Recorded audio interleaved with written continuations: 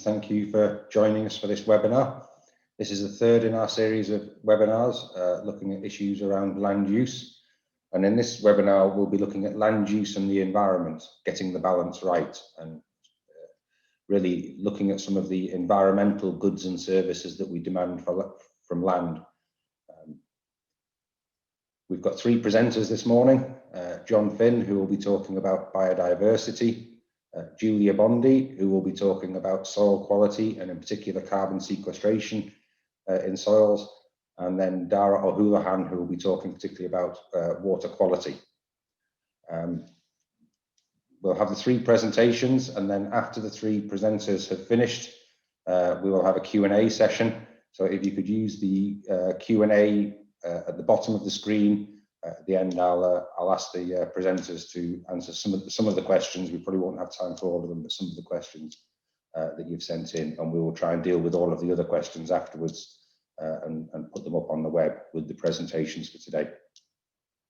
Okay, so without further ado, I'd like to introduce John Finn, who's a senior researcher in our Johnstown Castle Research Centre, who will be talking about biodiversity and land use. Thank you, John. Thank you, John, and good morning, everyone.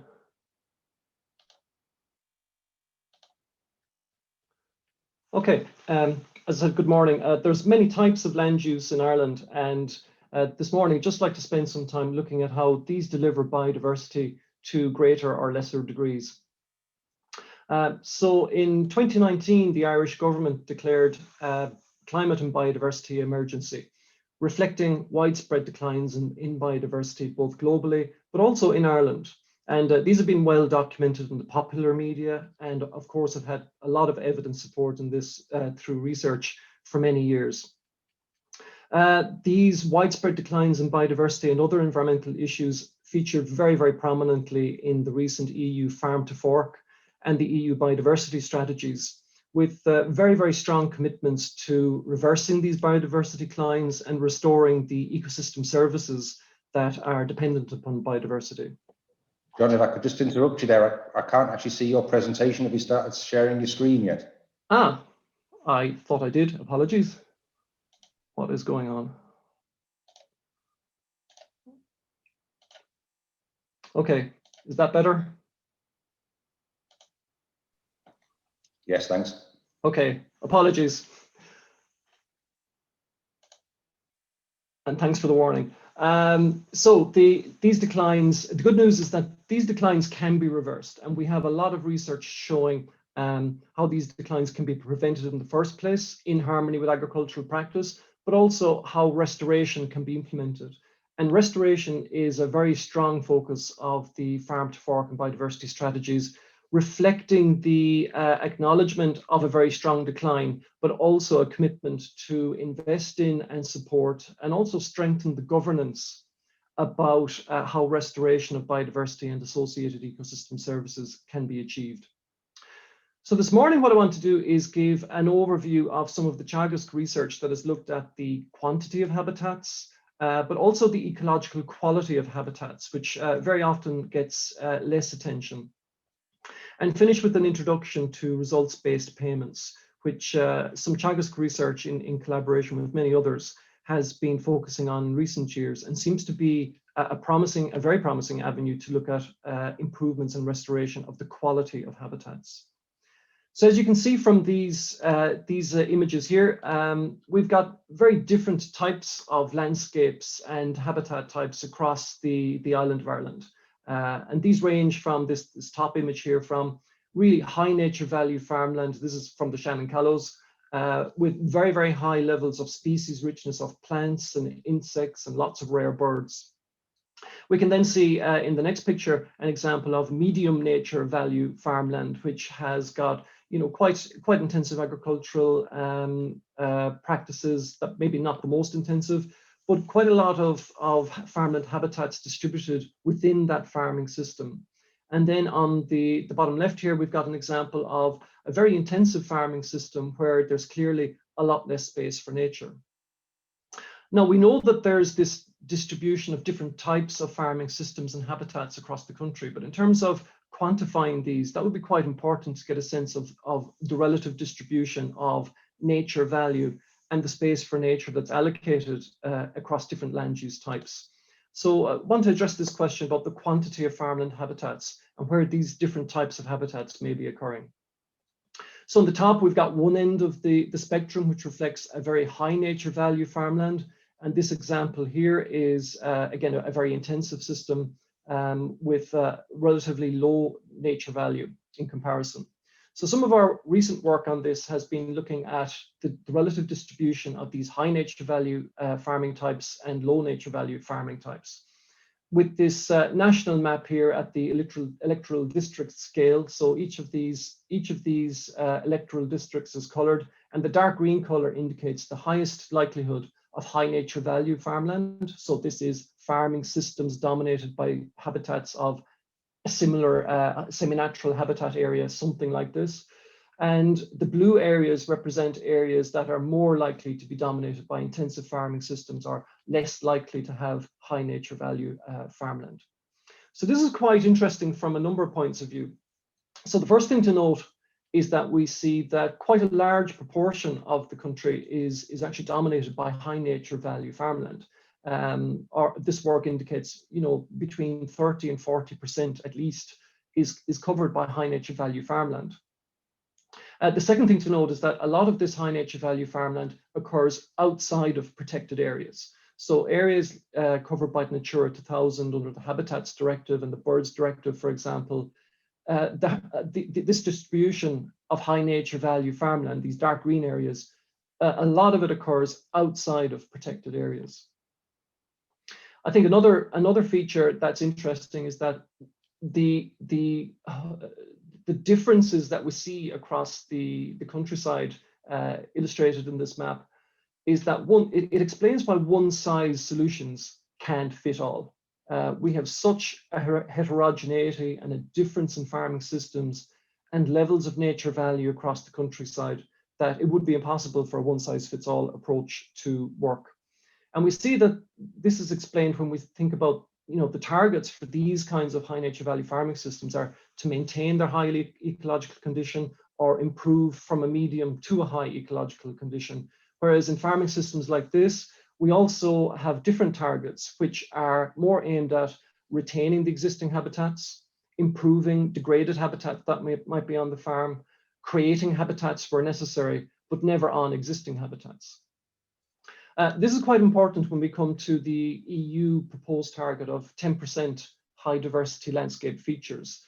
And what we see through some of this research is that on farmland more like this, there's actually, if we sample in general across the Irish landscape, we see about 10 to 14% of farmland is occupied by habitats, by farmland habitat areas that would be good for nature. When we focus our sampling on more intensive farming systems like this, we see that it's closer to 5% with a median of 5%. So there is a distance to target to that level of 10%, the more intensive that the farming systems get.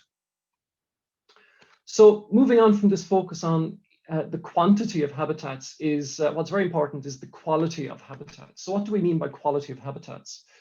Here's an example of the same area with the same climate, same soil types, and two very different types of management. And on the right, we see a low ecological quality example of grassland, which has been overgrown with bracken. And on the left-hand side, we see a well-grazed system for its type with a really high richness and diversity with lots of rare species of plants and associated insects. So this is an example of a low and a high ecological quality of habitat. Nationally, when we look at the habitat assessments of the habitats associated with the birds and with the Habitats Directive, we see that about 85% of habitats in this assessment in Ireland are in unfavorable status. So they're not, if only 15% are in favorable status. And of those habitats, about half of them have an ongoing declining trend, so that there's no prospect of them improving in the very near future. So this is an insight into what's happening on the jewels in the crown, so to speak, in the Natura 2000 type habitats and protected habitats that are in the country. So a key question is, what's happening in the other wider countryside, or the other approximately 86% of the countryside? One of the few systematic surveys that's a regular national systematic survey would be the Countryside Bird Survey, which is documenting declines in farmland birds. In surveys of bee species, we see about 1/3 of the wild bee species in Ireland are threatened. And the EU Court of Auditors has recently concluded that CAP has not halted the decline in EU biodiversity and hasn't protected wild pollinators. And so we see that it's very hard to know, apart from some of these insights, what is really going on in the wider countryside in the absence of a systematic and regular monitoring of habitat quality and species in the wider countryside, with the exception of the Countryside Bird Survey.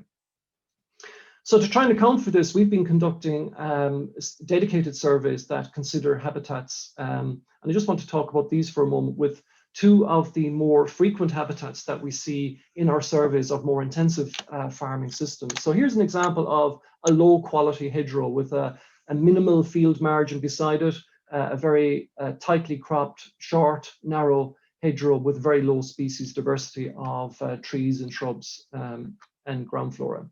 And in contrast, we see this quite beautiful hedgerow here from the Bride project in Fermoy in Cork, with lovely flowering hedgerows with lots of food for pollinators, a very dense development of hedge, and again, quite a diversity of species in here when you start looking. So in our research, we looked at some examples of beef and dairy systems that would be quite intensive, and found overall that we see quite a low quality of hedgerows in a sample of about 60 of these beef and dairy farms, indicating there's quite a bit of work to be done to improve hedgerow quality. Similarly, we've also looked at field margins. So the field margins would be typically at the base of a hedgerow or the edges of a field. And here's an example of a very low quality field margin, which is barely existent. Here's another example, which is quite a well-developed structure for breeding birds and insects and other wildlife, but is dominated here by nettles and doesn't have a very good plant diversity present.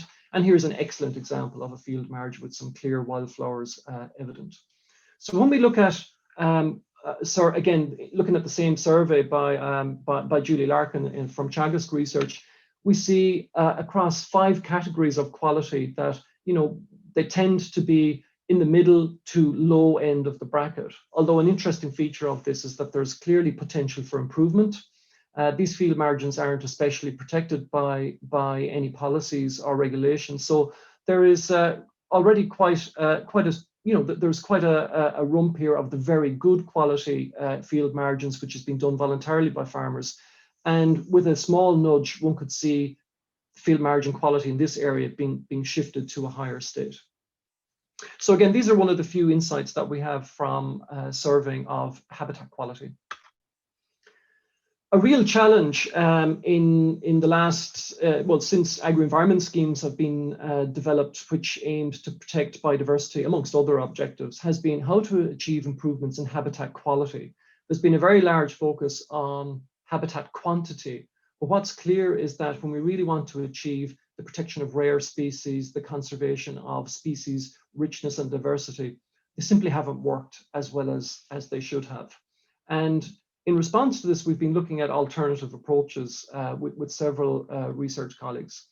And results-based approaches have emerged as a very promising way to target and tailor payments so that they reward the delivery of the rare species that we want in situations like this. And again, lead farmers or lead management decisions away from outcomes that result in something like this. So just to give an example, or to illustrate the principle, here we see an example of a grassland which has got very low plant diversity in it. Here we have an example of a grassland with, let's say, medium plant diversity in it. And here's an excellent example of a species-rich grassland with some beautiful orchids and plenty of other wildflowers in here. So we see a gradient of ecological condition, which could be scored from a scale of 0 to 10, which is represented here on the x-axis of an ecological condition score of 0 to 10. And in traditional approaches, once a field of any of these types met certain eligibility criteria, they could get a payment. And no matter how well they performed or how many more species or how many more rare species occurred as one went up the scale, the payment remained the same. So in contrast, What results-based approaches are doing is aiming to financially reward the delivery of greater biodiversity. So the greater the delivery of biodiversity, the greater the payment.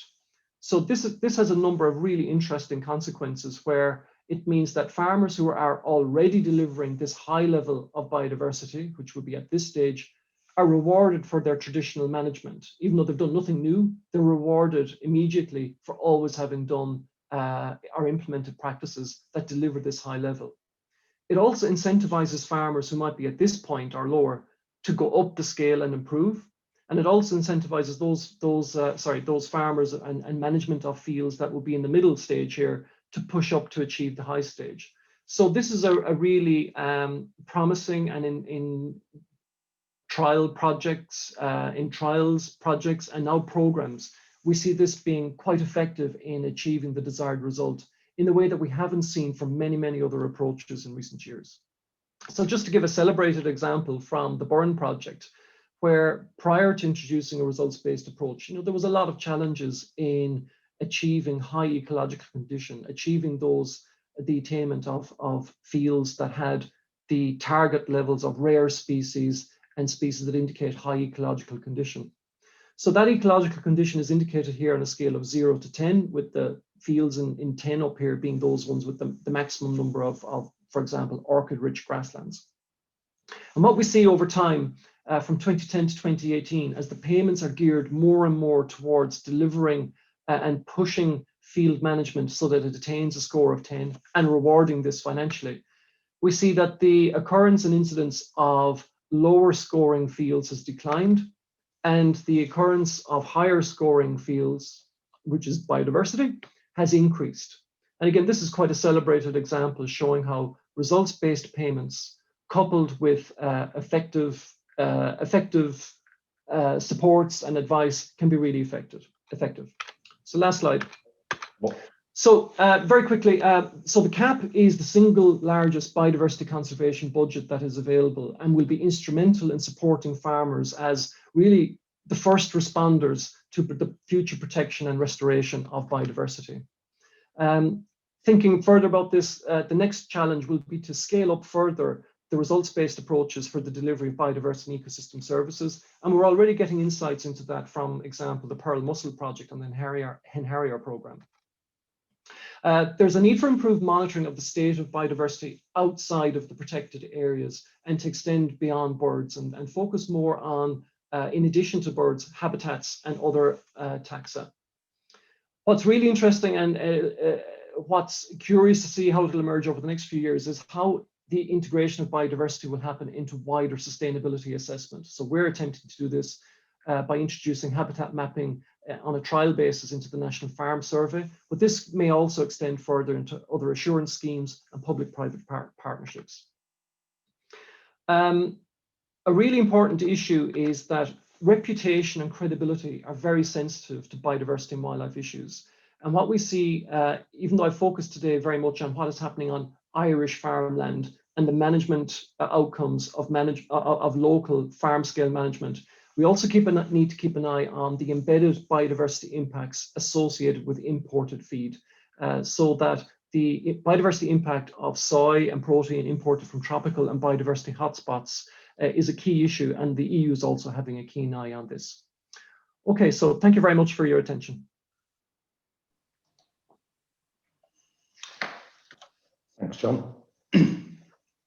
And if you have any questions for John, as I said at the beginning, please put them into the Q&A at the bottom of the screen, and we'll come back to them after the last two speakers. So our next speaker is Julia Bondi, who's going to talk to you about soil quality, and particularly soil carbon sequestration from glorious COVID isolation in Italy.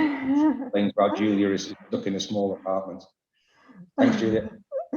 Thanks, John. I hope you are seeing my screen. Are you, John? Yes. Okay, good. Okay, thanks, John. So following up from John Finn presentation, what I would like to talk about today, what I would like to start is a mission area, which was developed by Horizon Europe lately on soil health and food. The target is to have about 75% of the soils as healthy by 2030. Now, there is a lot of discussion in terms of what soil health is, and certainly this definition is linked to the ability of soil to provide ecosystem services through its capacity to perform vital function.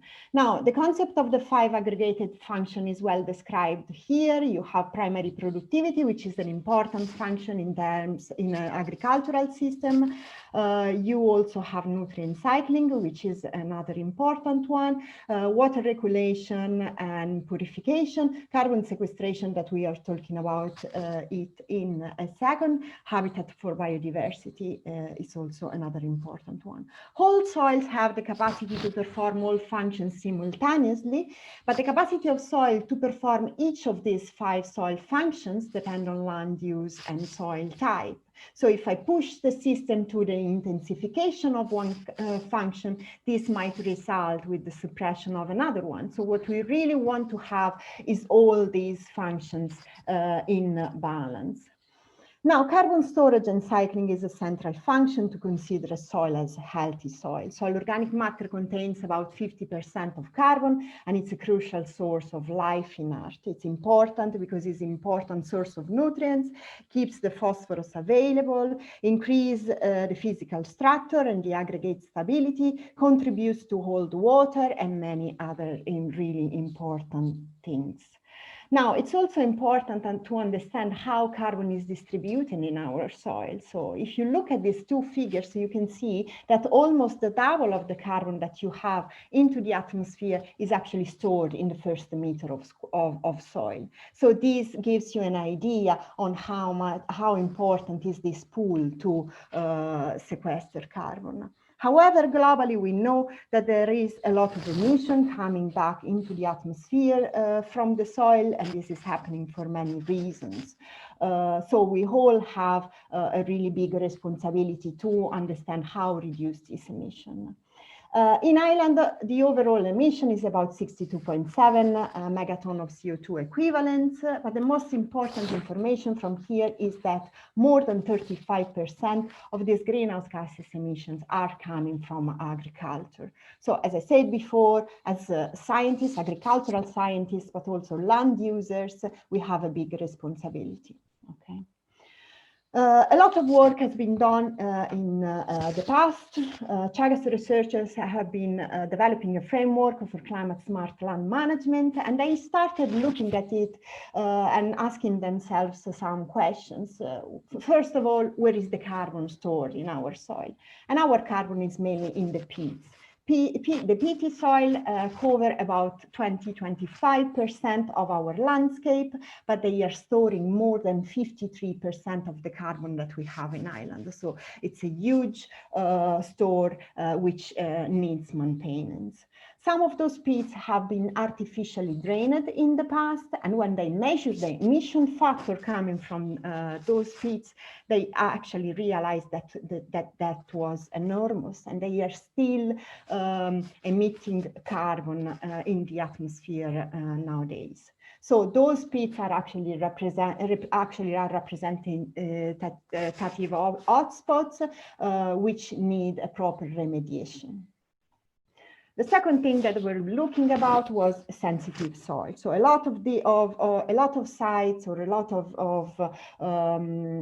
land was subjected to a change of land use in the past. For example, some unimproved grassland passed into improved grassland, or even some grassland passed into arable sites. So they went through an intensification, quite a bit of intensification. So the emission coming from those sites is actually very significant, and they need to be looked after properly. Forestry, we have not so much forest in Ireland with respect to other countries in Europe, but essentially we have a chance for new afforestation, a potential for new afforestation in the future with all the benefits that comes with it in terms of carbon sequestration. And one of the most important things here is to look at the grassland. Grassland represent in Ireland over the 90% of our landscape with quite a lot of organic carbon there. Between 6 and 11 or even more sometimes, and the functions in grassland are all balanced. So what is important to look at is to keep this balance right in order for this type of system to deliver more or to store more carbon in general. Now, how can we look at what has been done in the past and upscale it? How can we manage agricultural land use and optimize carbon cycle in the soil? So in my opinion, what we have to look is have a look more into the mechanisms that are actually cycling on which the carbon is cycled into the soil and how the carbon is sequestered. So everything very briefly, everything starts with the photosynthesis, which is a way, a mechanism of capturing carbon by the plant, which uses it to grow its own biomass. And certainly there is a lot of carbon inputs or a lot of sources that end up into the soil. And for example, plant residues, root exudate, and so on, but also the organic matter that you add, for which not all these sources are the same. So they are all different. So for example, your slurry application are certainly different in terms of nutrient concentration from your manure application. And all these sources have a different turnover rate and residence time in the soil. So all these contribute differently to the CO2 emission. The total CO2 emission, in fact, might come from respiration of the plant, but also from the activity of microbes and fungi on the decomposition of those different sources of organic matter. Now, it's important to understand that this system is in balance naturally as it is. So if you don't apply any major disturbance to the soil, this exchange of CO2 is actually in equilibrium. So what the carbon that is left over actually, so the carbon that we considered as a sequestered carbon is that carbon that comes out from this complex interplay of life and decay, so from the soil-plant system. In fact, the majority of carbon that you apply into soil is released back at some point in the near future. The carbon that you really want here is the one that stays out from the atmosphere over a longer period of time. And this is the one that actually has a climate benefit, so an influence on climate change. It is very difficult to measure carbon. It's very difficult to do carbon buildup. It's like throwing glasses of water and trying to fill a swimming pool, okay? So it's really, really difficult. And if you are a farmer, you might add the right source of organic matter, try to sequester as much carbon as you can till you reach a new equilibrium. Now, at that point, you have to be aware that these gains that you had can be considered very much reversible out of precaution. So if you apply a disturbance to your soil, the carbon that you have been sequestering till that point can go up, lost, or even up into the atmosphere in a puff of smoke. So as all the sources of carbon that you apply are different, also the carbon that you sequester is not all the same. So you have unprotected carbon, but you also have the most protected one, the more stable one, such as the biochemically protected and physically protected one. This last one, the physically protected one, is really important because it's that carbon that that is associated with the clays and silt particle, or is bonded within the aggregates. So is intimately in touch with the physical structure of the soil.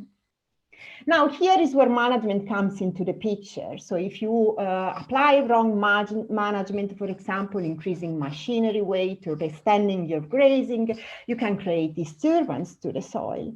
And often you can have compaction, as you can see here in this picture. You have a big compacted layer, and for many reasons as well, the one that I was talking about before, you can reduce your potential of sequestering carbon. As you can see here, in fact, you have a big difference from compacted and non-compacted soil in terms of soil organic carbon. So there is a decrease even in the bigger pool, or the totals, I would say, carbon that you have. Now, it's important to understand that not all soil are the same. Actually, they are all different. I know very good myself, because I've been taking these pictures around Ireland. And if you hypothetically apply the same weather and management condition to all of them, what it comes out is a different ability to sequester carbon for each one of them. So what's the challenge here? The challenge is understanding what is weighting more to measure these functions, including carbon sequestration. Is it the land management, or is the climate, or is the soil type? What is the most important factor out of it? We tried to answer some of this question in the SQUARE project, and we aimed basically and we developed an index of trafficking intensity for grassland, where we aim to measure the temperature of the impact of grassland operations. So we collected a lot of activity information for grassland in many sites. We ranked those sites in terms of management impact, and then we set a threshold. So we have made two classes above the threshold, where those sites which are having a more higher compaction risk, so more impacted sites, while below this average there were those sites having a lower compaction risk, so less impacted. And then we compare those two different classes against the parameter, carbon parameter, and in particular the proportion of physically protected carbon that we have. And what we found out was that trafficking was very impacting in this part of carbon, with the lower, with high machinery trafficking associated with very low recalcitrant carbon, so the more stable carbon. In contrast, what we found when we look only at grazing was that high grazing was actually resulting in a higher level of labile carbon. This is probably because the grazing was less impacting, the animals, the pressure was more distributed in the field with respect to machinery trafficking, and also because of the input of fresh organic matter that you have into the soil with the animals on it. Now, what's next? So we already know that there is a change or a difference within those two classes. What will be important to do is to measure how much carbon are we losing while progressively increasing the management pressure. So if I go from the orangey kind of sites to the very red sites or farms, how much carbon are we losing? And also, is the soil resilience the same for any soil type? And this is another question that we try to answer with SQUARE in the past.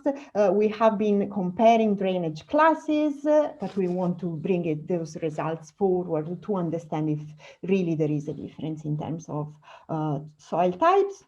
Now, this is what I'm doing now. I'm a Marie Curie Fellow. And basically, I'm trying to look at carbon sequestration from a different approach.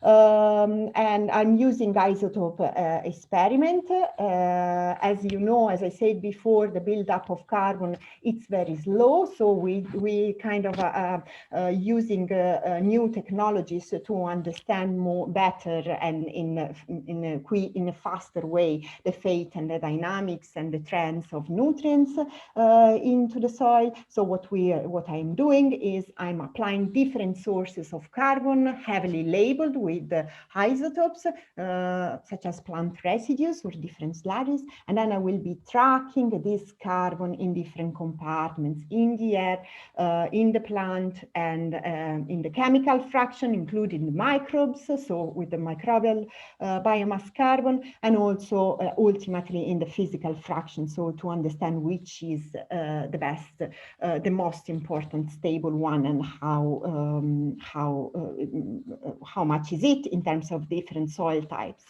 Okay. This is a more lab scale, I would say experiment, but also in field scale. We have a monitoring plan towards climate smart farming. This is an ID covariance tower. So we have a selected number of farms where this type of data can be captured so that we can disentangle the problem of the interaction between soil, climate, and land use. And thank you very much.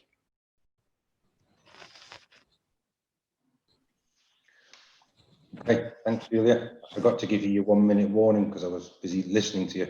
So sorry about that. We're very close on time anyway. Our next and last, but by no means least speaker is Dara O'Houlihan, who's going to talk to you about land use and water quality. Thanks, Dara. Thank you, John, and hopefully you can see this. So again, thank you, John, for this. And this is, I suppose, the third presentation on this various land uses and the impacts in relation to environmental services or ecosystem services. So the focus here is on land use and water quality.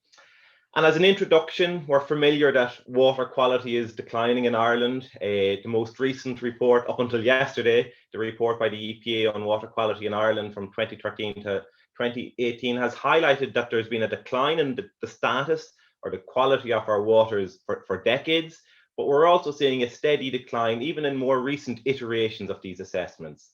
So in the image here, we have proportion of rivers that are achieving good status or exceeding good status, and we can see that there's been a decline since 2010-2012 period right through to 2013-2018.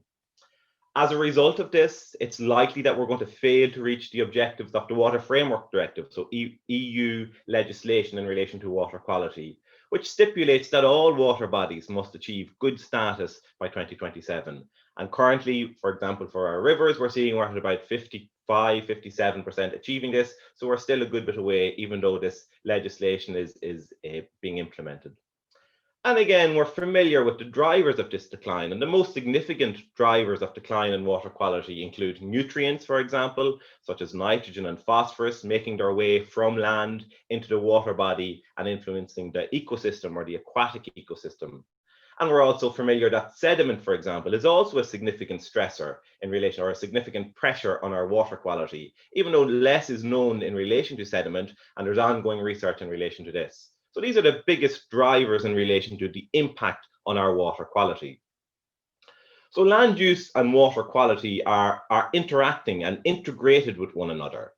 So again, when we look at the most important stressors or most important pressures on water quality, again, if we go back to that EPA report on water quality in Ireland, we can see most of the pressures are associated with agriculture, so they account for the highest proportion of pressures or where water body is failing to achieve good status. This is followed then by hydromorphology, so how rivers flow, for example. Other pressures include urban wastewater, some include forestry, and then there are a variety of other smaller pressures. So we can see the biggest pressures here. That agriculture is the biggest pressure is probably not that surprising, considering that agriculture is the dominant land use in Ireland, accounting for about 70% of the land area, followed then by forestry, as Julia said, which is lower in Ireland compared to our European counterparts, which is at about 10 or 11%. So when we look at these two land uses and the two pressures associated with them, for example, from an agricultural point of view, we have this image of how nutrient management plans, application of nutrients, such as slurry spreading in this case, nutrients associated with this can make their way from land into the watercourse, and that's the impact on the water quality. From a forestry point of view, maybe the most significant pressure in this case is the sources of sediment. Even historic planted forestry that's over 40 years old can still become a significant source of sediment if it's planted incorrectly, as in this image below, where it's on a shallow soil adjacent to a watercourse. such that then when there is significant wind, for example, you can have wind throw and you expose the root mass. And for scale here, I've included the international unit that is PhD student. So you can see the amount of sediment that's adjacent to this watercourse and then the potential impact in relation to water quality.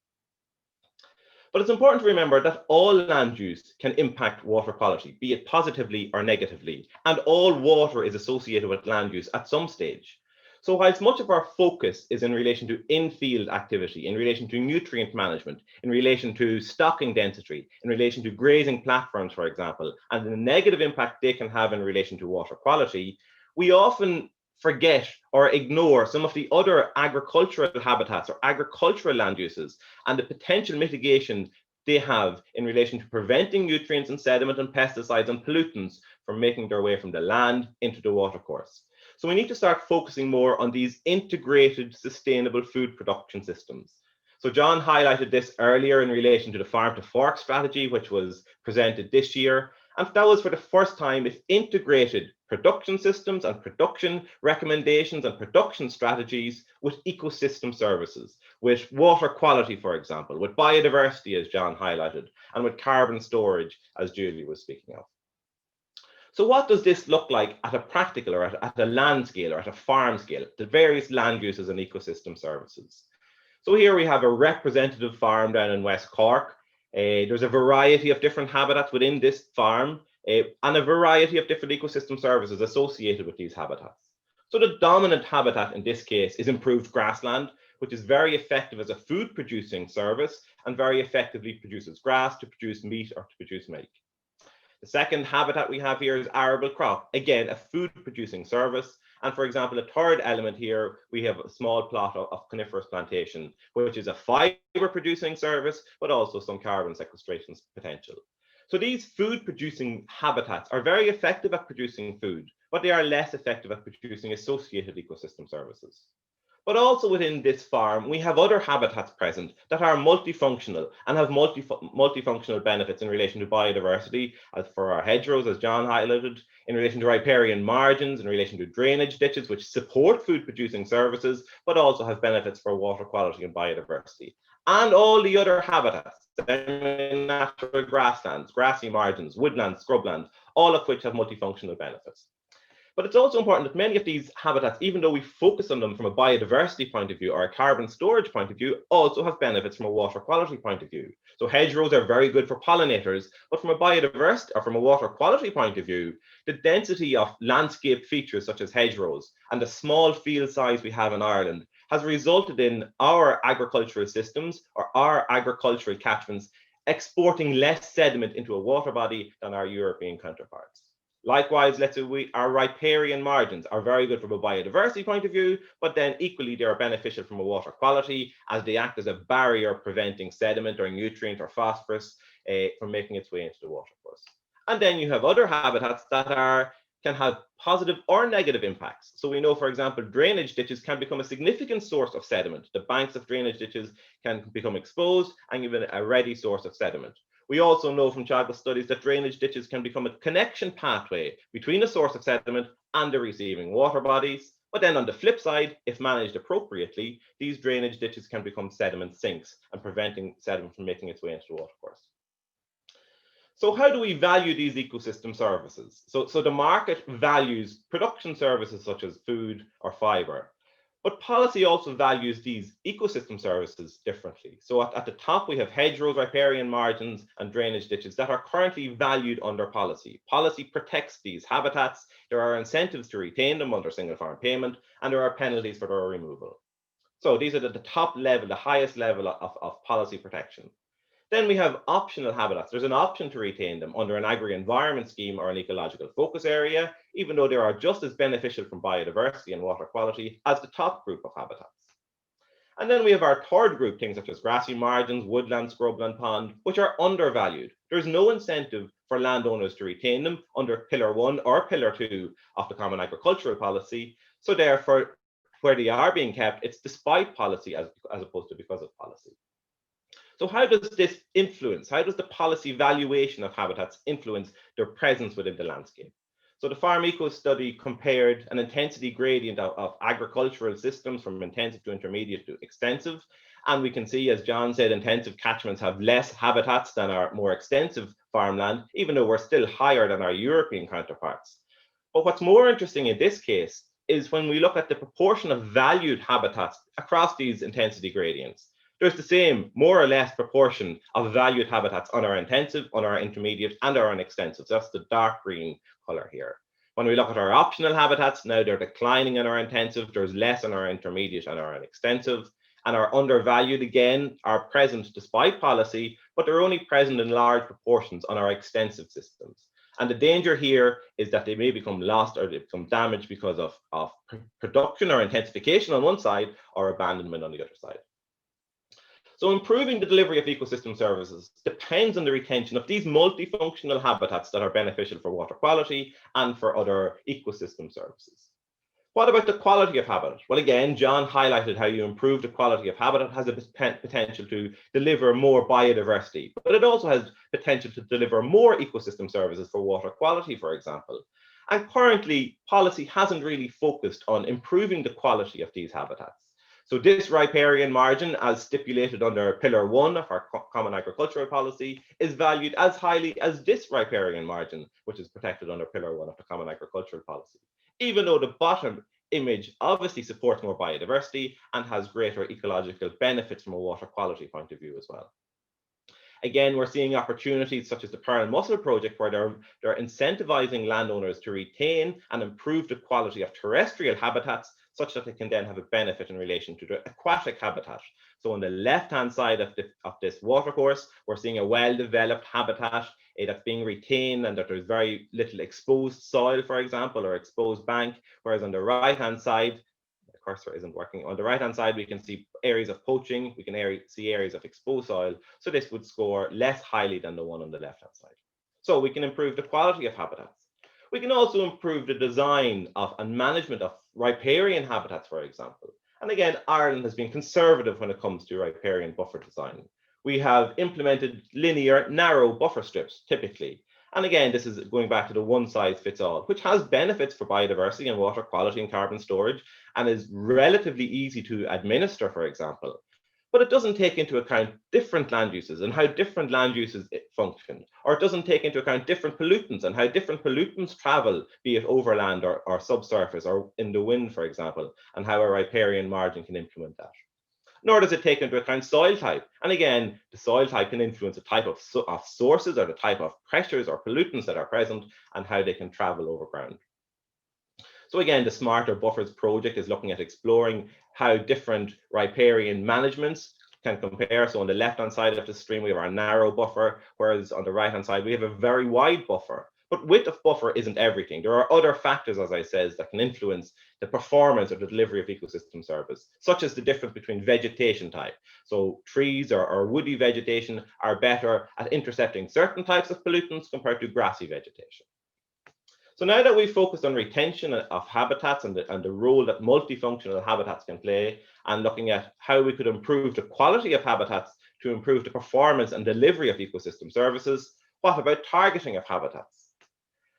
And again, when we start thinking of our riparian margins and how they work, and theoretically how they work, you have a uniform hill slope such as this, you have your riparian margin at the bottom of the hill slope, and just we can see a glimpse here is our river or our receiving water. And this is our conceptual view of a riparian, how a riparian margin could work. You have overland flow, it makes its way down the slope, it's intercepted by the riparian margin, and then it doesn't make its way in, or the sediments fall out of, or pollutants fall out of suspension and don't make their way into the watercourse. But this conceptual view doesn't happen very frequently. It's actually pretty difficult to get this representative image of a hill slope. And even for getting this photo, it was pretty difficult, and plenty of miles had to be driven to get this photo. And also this conceptual image of a riparian margin and how it functions.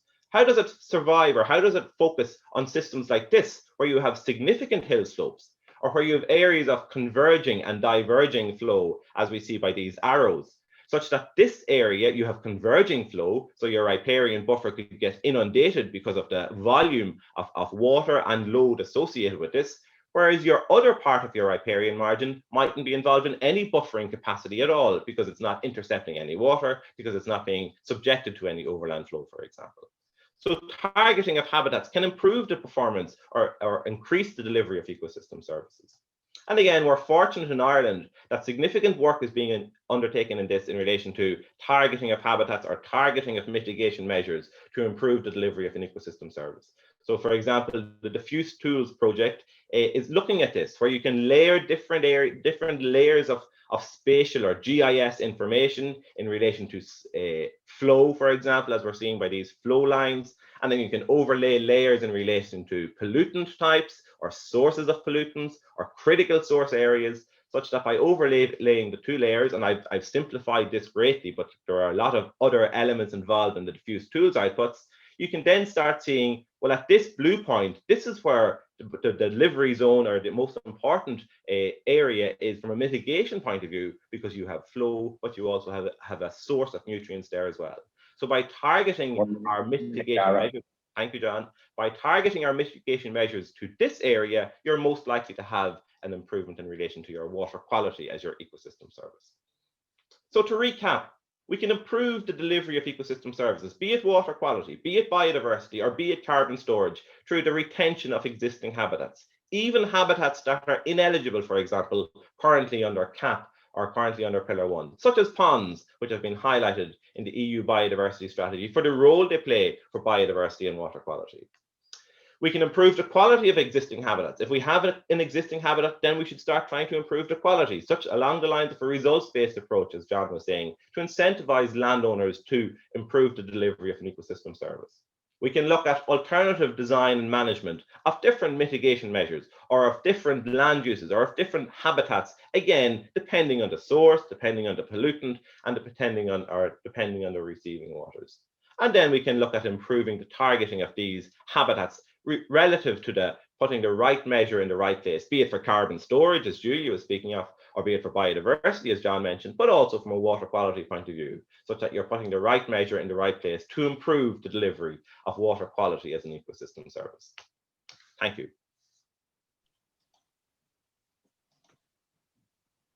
Thanks, Dara. Could I ask Julia and John to turn their cameras and their microphones back on again? We've got a good few questions here already, so I might ask you to keep your answers short if you can.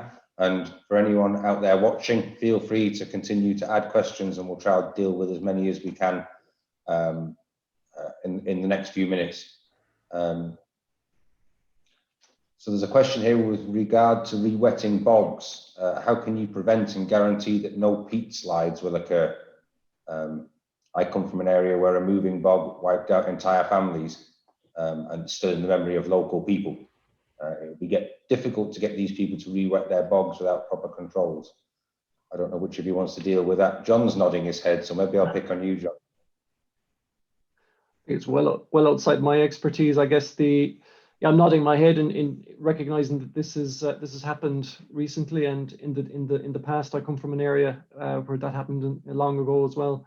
I guess it'll be up to licensing and regulation to better oversee those actions in the future. It's kind of outside my expertise, I have to say. Okay. We can deal with that question online afterwards anyway. And here's a question for you, Dara. How does our water quality compare with that of other EU countries? Well, as a brief answer, it compares favorably in relation to the average EU in relation to water quality, but I don't think we should focus on how we compare to other EU countries. We should focus on the trends we're seeing in relation to a declining water status in Ireland, and how far we are from achieving the objectives of the Water Framework Directive, which means that we are still failing to achieve. So even though we shouldn't rest on our laurels that we're comparing more favorably than the Netherlands or the EU average. We are seeing a declining water status, and we are unlikely to achieve the objectives of the Water Framework Directive. Okay, thanks, Dara. And I think this next one must be for you, Julia, because it starts off, well done, Julia. Do you think microbial biomass carbon is a reliable measure of the microbial contribution to carbon cycling?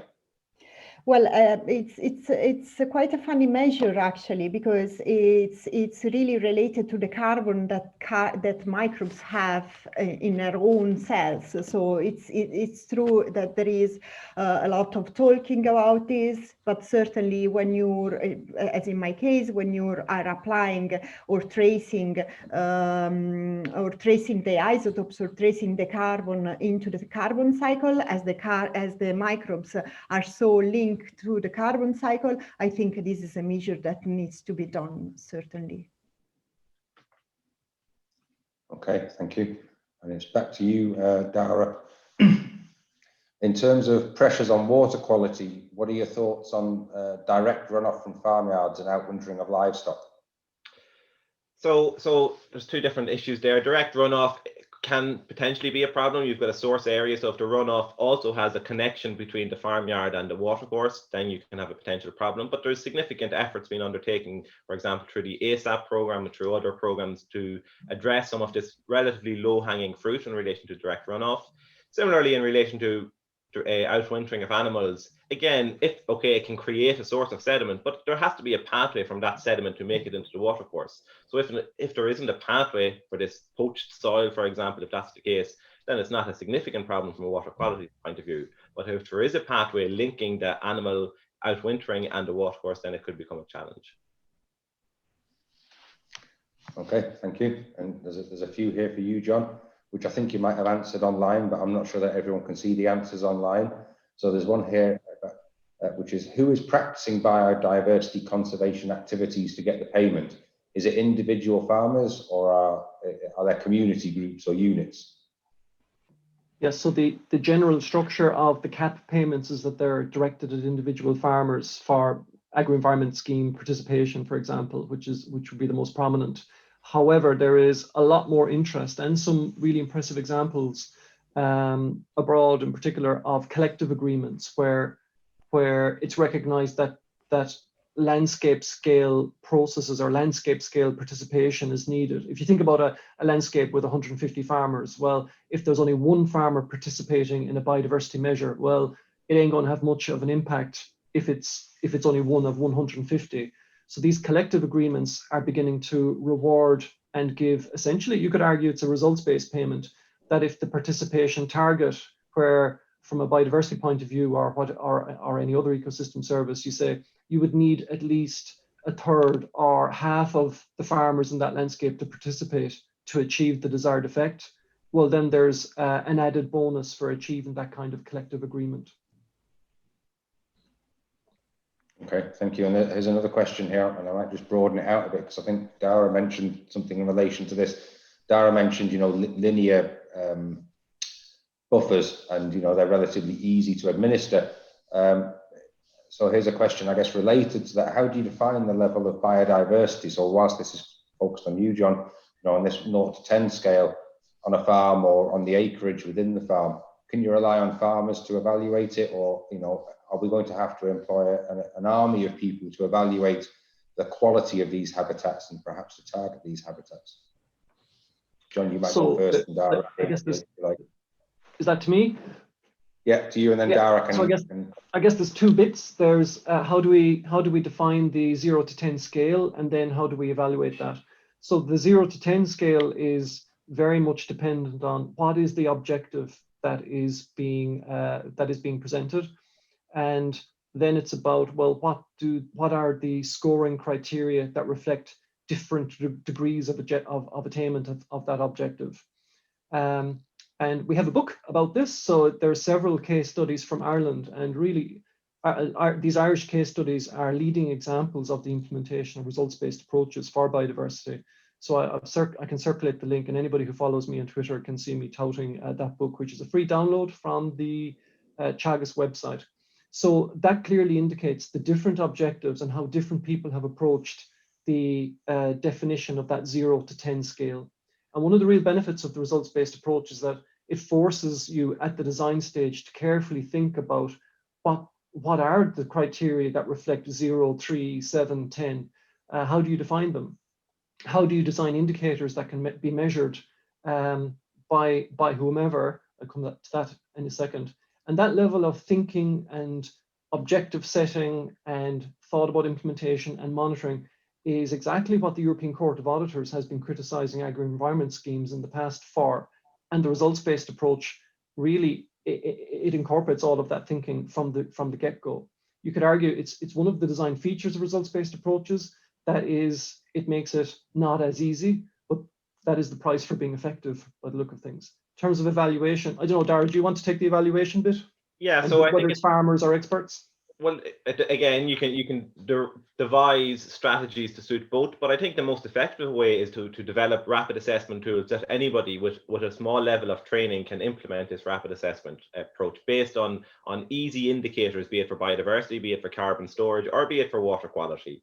And again, the Farm Ecos project, which is a Teagasc-led project with multiple partners, is developing some of these rapid assessment tools that anybody can start implementing to assess that the quality of their habitat for various ecosystem services.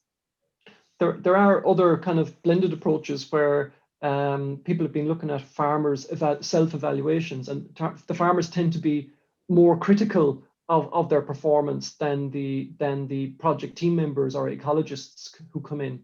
But I mean, there are approaches where you can have training of farmers again to get good at this. And also to date, the EIPs like the Hen Harrier project and many others, they have dedicated personnel in the team that come out once a year and do these assessments and assist the farmers. And I think that working with farmers in assessing the quality, the ecological quality of their own land is a major part of the achievement of effectiveness.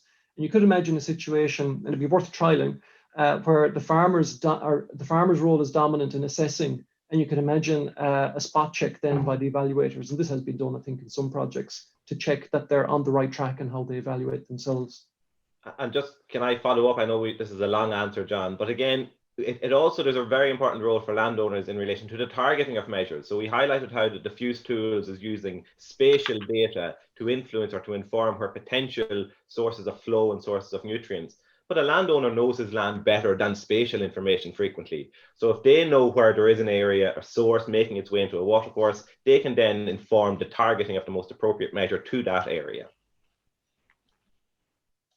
Okay, thank you. I think we'd better leave the answer there, and we're actually out of time for questions. But if you've asked a question and you've not had it answered, we will put the answers up on the website for the Research Insight series. Or you could also contact one of the speakers. And there's just a reminder of the next webinar in this series on land use, which will be in January, on Wednesday, the 16th of January, from 9:30 till 10:30, where the panel will be looking at understanding and mapping land use. So I'd like to invite you to attend that webinar in the new year. And in the meantime, I wish everyone a very enjoyable and healthy Christmas and New Year. And with that, we'll call it to a close. Thanks very much.